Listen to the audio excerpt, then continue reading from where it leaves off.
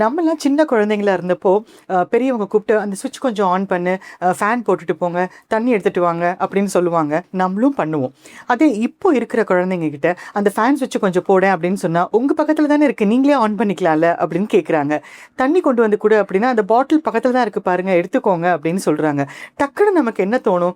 என்ன இந்த காலத்து குழந்தைங்களுக்கு வந்து ஒரு மரியாதை இல்ல, ரெஸ்பெக்ட்ஃபுல்லா பேச தெரியல அப்படின்னு நம்ம கொஞ்சம் முகம் சுருங்கி போகுது இல்லையா?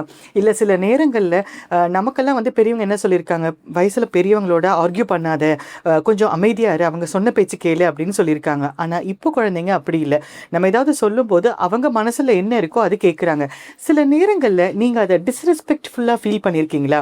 அப்போ உண்மையிலேயே ஜென் ஜியோ இல்லைனா ஜென் ஆல்ஃபா குழந்தைங்களோ டீன்ஸோ கொஞ்சம் டிஸ்ரெஸ்பெக்ட்ஃபுல்லாக தான் பிஹேவ் பண்ணுறாங்களா, இல்லை நம்மளோட பார்வையிலையோ நம்மளோட அண்டர்ஸ்டாண்டிங்லையும் ஒரு மாறுதல் வரணும் அப்படிங்கிற கட்டாயத்தில் நம்ம இப்போ இருக்கோமா? இந்த தாட் உங்க மனசுலையும் இருக்கு அப்படின்னா, உங்க வீட்டில் டீன்ஸ் இருக்காங்க அப்படின்னா வாங்க, கண்டிப்பாக இன்னைக்கு அதை பற்றி பேசலாம்.